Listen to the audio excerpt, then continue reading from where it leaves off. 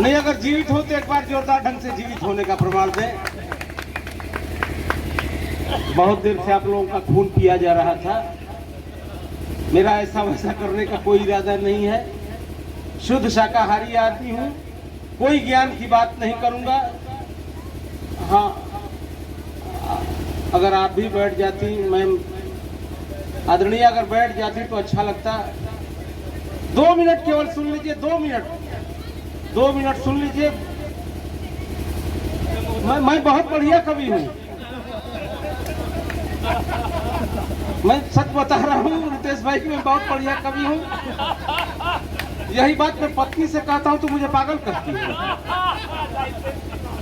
अब पता नहीं औरतें कवियों को पागल क्यों समझती हैं। इस मामले में मिथिलेश जी की पत्नी तो इनको परमानेंट पागल समझती है।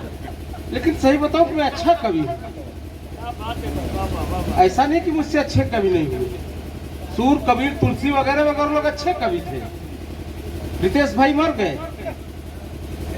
सूर कबीर, तुलसी अच्छे कवि थे, ये लोग मर गए। मैं तो मरूंगा भी नहीं। सही बता रहा हूं, नहीं मरूंगा। इसलिए नहीं मरूंगा क्योंकि मैं पैदा नहीं हुआ हूं, अवतार लिया हूं। और आप पढ़े लिखे विद्वत जन बैठे हुए हैं, जानते होंगे कि जितने भी अवतार हुए सब मजबूरी में हुए। जितने अवतार, रामावतार, कृष्णावतार, जो भी हुआ मजबूरी में हुआ। इस कलयुग में मजबूरी में मेरा फजहता अवतार हुआ। कब मेरे जैसे हास्य के कवि को मजबूरी में अवतार लेना पड़ता है मैं बताऊं, और अच्छा लगेगा तो जोरदार तालियों से आपका समर्थन चाहूंगा। कब मेरे जैसा हास्य का कवि मजबूरी में अवतार लेता है कि पत्नी हो रण चंडिका, मैं हरि हो रण चंडिका, पत्नी हो रण चंडिका, छोटा ससुरा सार। पत्नी हो रण चंडिका, छोटा ससुरा सार, मिले सास खूंखार जब हास्य कवि अवतार। जियो हंसी हत तब होता अवतार। बोलो स्वामी पचेतानंद महाराज की जय। अच्छा, आप लोग भी समझ गए कि मैं अच्छा कवि हूँ।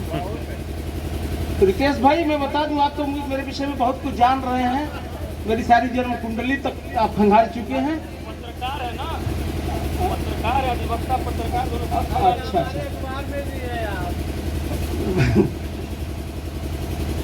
मैं बताऊं कि मैं आज ही से टैलेंटेड नहीं हूँ, बचपन से ही बहुत टैलेंटेड रहा हूँ। बचपन में जब कक्षा 3 में नर्सरी में पढ़ रहा था तो गुरुजी ने कहा राम के बाप का नाम बताओ।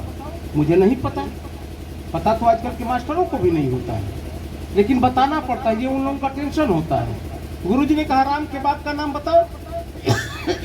मुझे तनिक भी देर नहीं लगी, मैंने कहा बीसरथ। रितेश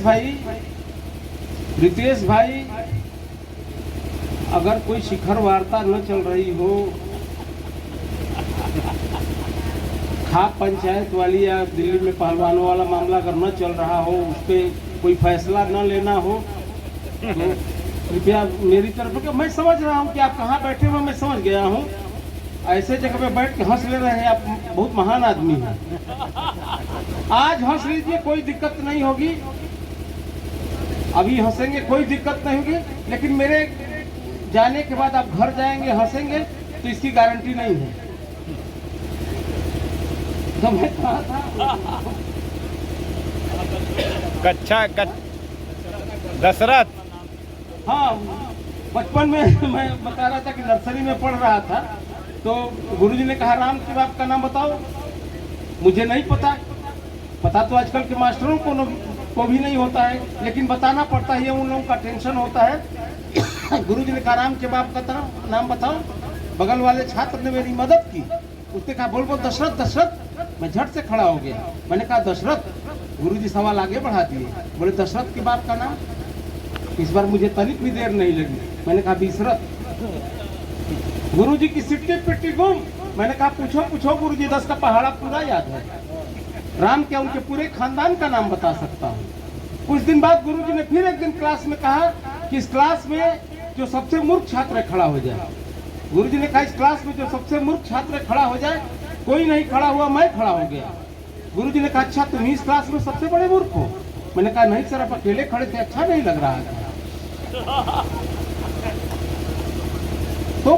अपने विषय बताऊं तो मैं बहुत टैलेंटेड रहा हूँ। अभी आसिफ भाई आए थे, प्यार मोहब्बत की बात कर रहे थे,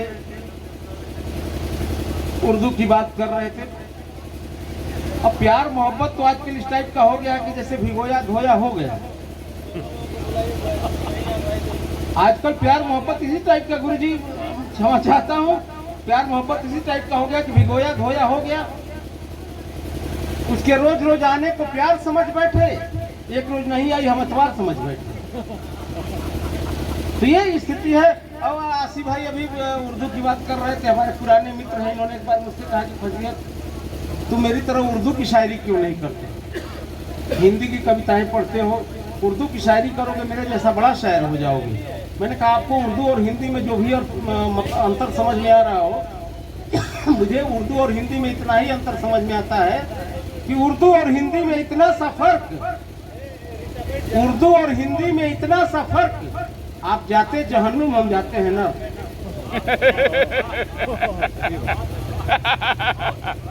बहुत बढ़िया भैया, बहुत बढ़िया। आदरणीय दीदी,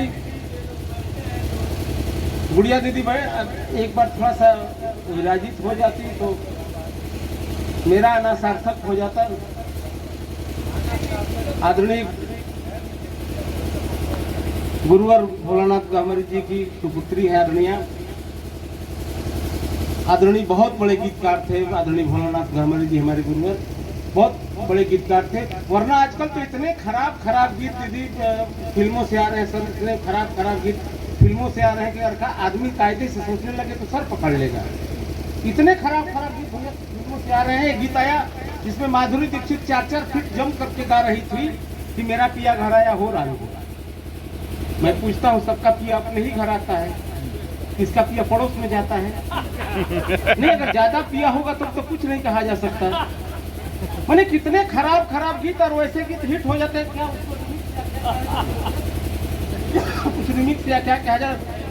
पर्वतों गीत आया कि पर्वतों से आज मैं टकरा गया, अंधे थे मैं तुम्हारी गंध से पहचान लूंगी पुलिस की कुतिया हो। आप देखें कितने खराब गीत और वैसे गीत हिट हो जाते हैं।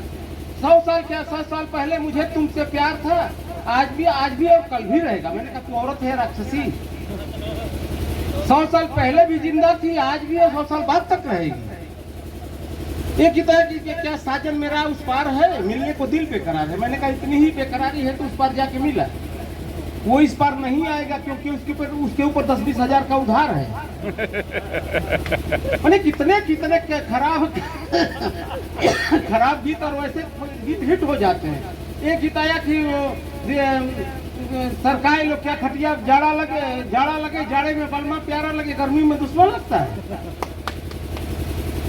मैंने कितने खराब गीत आया इसी तरह से कि वो साजा है वो छत पे क्या सोया था बहनोई, मैं तन्ने समझ के सो गई, मुझको राणा जी माफ करना गलती मारे से हो गई। छत पे बहनोई छत गई क्यों और चली गई, ऐसा वैसा हो तो राणा जी का फंसा रही है। एक गीत इसी तरह से कि दिल वालों के दिल का करार लूटने मैं आई हुई यूपी बिहार लूटने। मैंने कहा उत्तर प्रदेश का जो करना है कर ले, बिहार में मत जाना नहीं तो खुद लुट जाएगी। एक गीत इसी तरह से कि दिल्ली से क्या गई बम्बे से गई पूना से गई पटना, फिर भी ना मिला सजना। बेवकूफ इतना ज्यादा भटकी, बालापुर चली जाती, ढेर सारे थोक के भाव में मिल जाते हैं। और अगर कोई नहीं मिलता तो रितेश भाई आप तो परमानेंट खाली ही थे। नहीं, मेरे कहने का मतलब इतने खराब गीत और वैसे गीत हिट हो जाते हैं। एक गीत इसी तरह से मैं जगह सुना रहा था तब तक एक 12-13 साल का लड़का खड़ा हो गया। उसने कहा कि अंकल चलते चलते यूं ही रुक जाता हूँ मैं, बैठे बैठे कहीं खो जाता हूँ मैं, क्या यही प्यार है? मैंने कहा नहीं बेटा, ये कमजोरी का लक्षण है, समय है इलाज कराओ ठीक हो जाओगे। तब तक उसी उम्र का 12-13 साल का एक और लड़का खड़ा हो गया। उसने कहा कि अंकल मुन्नी बदनाम हुई। मैंने कहा बेटा तुम्हारी उम्र 12-13 साल है, ये बात तुम ही कर सकते हो, वरना मेरे जैसे 51-52 साल उम्र के आदमी को और मुन्नी बदनाम हुई गीत के संदर्भ में कोई टिप्पणी करनी होगी तो मैं कुछ यूं करूंगा कि जज्बाते इश्क नाकाम ना होने देंगे, जज्बाते इश्क नाकाम ना होने देंगे, दिल की दुनिया में शाम ना होने देंगे, मोहब्बत का सारा इल्जाम अपने सर ले लेंगे, पर मुन्नी तुझे बदनाम ना हो। क्या बात है, क्या बात है, वाह वाह वाह वाह वाह वाह। एक रचना पढ़ के मैं शहीद हो जा रहा हूँ। आदमी कह रहे हैं कि शहीद नहीं चिरायु आपको भगवान करे, तो मैं सैनिकों के गांव से आया हुआ हूँ, गहमर से आया हुआ हूँ। हमारे यहाँ बहुत ज़्यादा सैनिक हैं, 70% से ऊपर सेना में कार्यरत हैं। आप ये सोच रहे होंगे कि जहाँ जहाँ 70% लोग सेना में हैं, तो ये यहाँ कविता क्यों पढ़ रहा है, इसको भी सेना में जाना चाहिए। तो मैं बताऊं कि मैं सेना में के लिए प्रयास में गया था। जिस समय मैं सेना की भर्ती में गया, दौड़ वौड़ सब निकाल लिया। जब सीना नापा जाता है, अधिकारी ने मेरे सीने पर टेप लगाया और उसने कहा कि तुम देश के लिए क्या कर सकते हो। मैंने कहा मैं अपने देश के लिए अपना सर्वस्व निछावर कर सकता हूँ। उसने टेप को और टाइट किया। फिर उसने कहा कि सोच के बताओ कि तुम देश के लिए क्या कर सकते हो। मैंने कहा मैं देश के लिए अपने खून का एक कतरा बहा सकता हूँ। उसने फीते को और टाइट किया। उसने कहा फिर सोच के बताओ कि तुम देश के लिए क्या कर सकते हो। मैंने कहा सर मैं 6.5 लाख से ज्यादा नहीं दे सकता। तो ये स्थिति रही है। बाद में मुझे वहां से भगा दिया गया। एक रचना पढ़ के मैं अपना स्थान ग्रहण कर रहा हूँ। पढ़िए भैया, पढ़िए। मिथिलेश भाई अक्सर कहा करते हैं कि फजीहत बड़ा बकबक बकबक बोलते हो, बता सकते हो कि आदमी और भालू में क्या अंतर होता है। मैंने कहा ये तो कोई बेवकूफ भी बता सकता है। बोले इसीलिए तुमसे पूछ रहा हूँ। इन्होंने कहा आदमी और भालू में क्या अंतर होता है। मैंने कहा साधारण सी बात है, भालू हजामत नहीं बनवाता, सेव नहीं करता। इन्होंने कहा तुम एक बात और बताओ कि आदमी और बंदर में क्या अंतर होता है। मैंने कहा बंदर अंडरवियर नहीं पहनता। इन्होंने कहा तब एक बात और बताओ कि आदमी और कुत्ते में क्या अंतर होता है। मैंने कहा कुत्ता वफादार होता है। क्या बात है, क्या बात है भैया, बहुत बढ़िया, वाह वाह वाह। इन्होंने कहा आदमी और कुत्ते में, व्यंग की पंक्तियों पर आशीर्वाद चाहिए रितेश भाई। इन्होंने कहा आदमी और कुत्ते में क्या अंतर होता है। मैंने कहा कुत्ता वफादार होता है। इन्होंने कहा तब एक अंतिम बात बताओ कि आदमी और भ्रष्ट नेता में क्या अंतर होता है। और मैंने जो जवाब दिया, लगे कि मैंने सही जवाब दिया है। मेरा जवाब आप सबका जवाब है, तो भरपूर तालियों से छोटे कवि को आशीर्वाद दीजिएगा। इन्होंने कहा आदमी और भ्रष्ट नेता में क्या अंतर होता है। मैंने कहा आदमी थोड़ी सी कोशिश करे तो भ्रष्ट नेता बन सकता है। भ्रष्ट नेता लाख कोशिश करे, आदमी नहीं बन सकता। एक व्यंग की कविता, छोटी सी कविता पढ़ के मैं अपना स्थान ले रहा हूँ कि मेरे गांव के कुत्तों का नेता भौंक भौंक के कर रहा था ऐलान। मेरे गांव के कुत्तों का नेता भौंक भौंक के कर रहा था ऐलान। प्यारे कुत्ते भाइयों हो जाओ सावधान, हमारी भी है कुछ इज्जत कुछ शान। आज आदमी घूसखोरों को कुत्ता कह रहे हैं। आज आदमी घूसखोरों को कुत्ता कह रहे हैं। आपसी मतभेद के कारण हम खुद कह रहे हैं। कल तक जो हमारी वफादारी के कायल थे, आज खुलेआम हमारा उपहास कर रहे हैं। हमारी तुलना घूसखोर डंडाधारियों, हमारी तुलना घूसखोर डंडाधारियों, कामचोर कर्मचारियों, मुनाफाखोर व्यापारियों, यहाँ तक कि भ्रष्ट खतरधारियों से कर रहे हैं। हमारी तुलना घूसखोर डंडाधारियों, कामचोर कर्मचारियों, मुनाफाखोर व्यापारियों, यहाँ तक कि भ्रष्ट खतरधारियों से कर रहे हैं। जात के नाम पर आओ खाए कसम, जात के नाम पर आओ खाए कसम, एक हो रहेंगे हम, अब न किसी को काटेंगे न टोकेंगे। यदि वो कुत्ता है तो वही भौंके, हम नहीं भौंकेंगे, हम नहीं भौंकेंगे। क्या बात है भैया, बहुत बढ़िया, बहुत बढ़िया भैया।